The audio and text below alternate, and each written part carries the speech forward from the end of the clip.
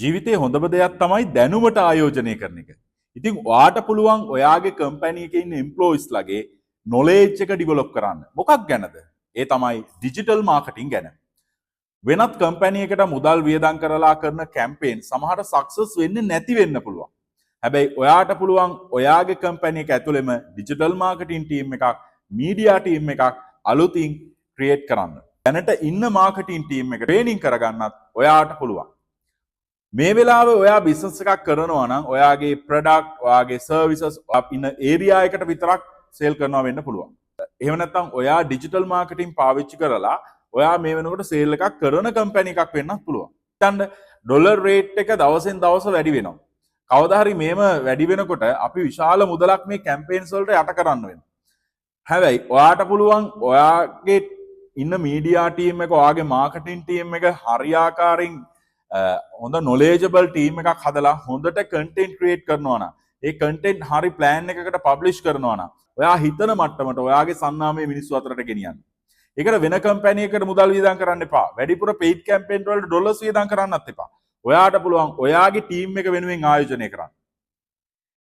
දැන් ඔයාට පුළුවන් හරි තීරණයක් ගන්න. ඉතින් මයිලෙච් ඇකඩමි එකෙන් ඒ සඳහා අපි ඔයාට 2-day workshop එකක් සංවිධානය කරනවා.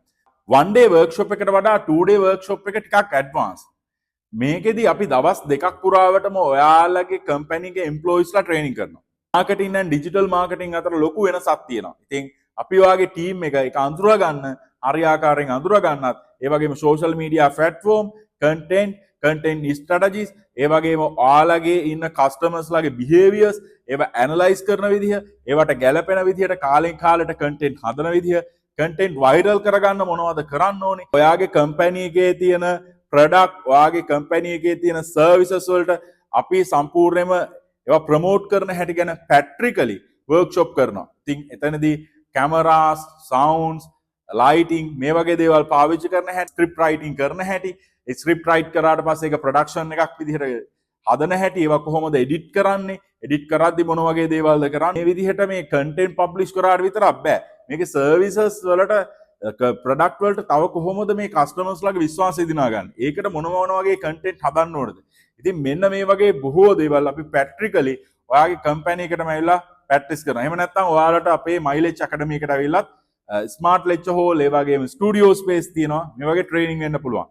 ඉතින් මේ විදිහට දවස් දෙකක ට්‍රේනින් එකකට පස්සේ අපි සම්පූර්ණයෙන්ම ඔයාලගේ කම්පැනි එකේ තියෙන ප්‍රොඩක්ට්, සර්විසස් මේ හැම දෙයක් ගැනම හැඟීම් දනවන ආකාරයේ අදහස් ගෙනියන්න.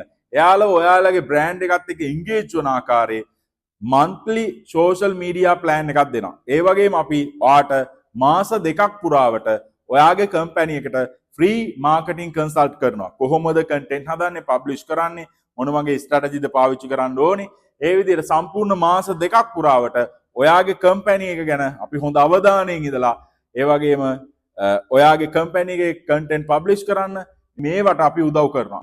ඔයාගේ කම්පැනි එකේ අනාගතේ දියුණු කරන්න බලාපොරොත්තු වෙනවා. ඉතේ තියෙනවා නම් යම් දෙයක් ඉටු කරගන්න ඕනේ කියලා. අන්න ඒ දේ ඉටු කරගන්න ඔයා මේ වෙලාවේ අනිවාර්යයෙන්ම මේ ට්‍රේනින් එක ඔයාගේ ස්ටාෆ් එකට දෙන්න වෙනවා. බිස්නස් එක දැන් හැදුවේ නැත්තම් තව ටික කාලයක් ඇද්දි මේ ස්ට්‍රැටජි පාවිච්චි කරලා වෙනත් කම්පැනි එයාලගේ බ්‍රෑන්ඩ් ඩිවෙලොප් කරාට පස්සේ ඔයාගේ බ්‍රෑන්ඩ් එක වාට ඩිවෙලොප් කරගන්න, ඔයාගේ බ්‍රෑන්ඩ් එකේ තලයට ගන්න වාට ගොඩක් මහන්සි වෙන්න වෙනවා. මේ වෙලාවේ ඔයා මේ ඉන්න කම්පිටිටර්ස්ලා අතරින් ඉස්සරහට එන්න පුළුවන් නම් ඔයාගේ බ්‍රෑන්ඩ් එක ඩිවෙලොප් කරන්න පුළුවන්. හරි? එහෙම නැත්නම් ඔයාට කවදා හරි ඒකට ලව මහන්සි වෙන්න වෙනවා. නිසා මේ වෙලාවේ දැන් ඔයාට කරන්න තියෙන දේ තමයි හොඳ ට්‍රේනින් එකක් ඔයාගේ ස්ටාෆ් එකට දෙන්න.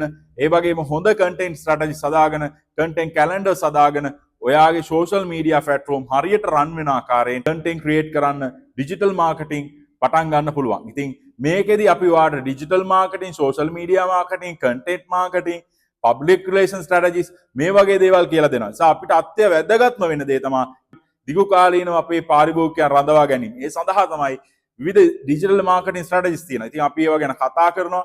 ඒ වගේම කේස් ස්ටඩීස් ගැන කතා කරනවා. මේ වගේ ටෙක්නික් පාවිච්චි කරව තව කම්පැනිස් එයාලා මොනවද කරේ, මේ හැම දෙයක්ම ඔයාලට හොඳ නොලෙජ් එකක් දෙනවා, හොඳ ප්‍රැක්ටිස් එකක් දෙනවා. නිසා අපි ඔයාගේ කම්පැනි එකේ සේල් එක සම්පූර්ණ මාසයක් ඇතුළත ඔයාම කොහොමද දියුණු කරගන්නේ, කොහොමද වැඩි කරගන්නේ කියන එක තමයි වැඩිපුර අවධානයක් දෙන්නේ. ඔයා දැන් හිතනවා නම් මම මේ වෙලාවේ මේක මට වැදගත්, මගේ කම්පැනි එකට වැදගත්, මට මේ බිස්නස් එක ඩිවලොප් කරගන්න මේක අතිශය වැදගත් දෙයක් කියලා දැම්ම මයිලෙජ් ඇකඩමි එකේ කෝඩිනේටර් සම්බන්ධ කරගෙන එයා හරහා ඩේට් වෙන් කරගෙන ඔයාගේ කම්පැනි එකේ මේ වර්ක්ෂොප් එක ඕගනයිස් කරන්න. සාර්ථක ව්‍යාපාරයකට අලුත් අදහස් අතිශය වැදගත්. ඔයාට පුළුවන් ඔයාගේ ව්‍යාපාරය ඉහළින් ඔසවා තබන්න.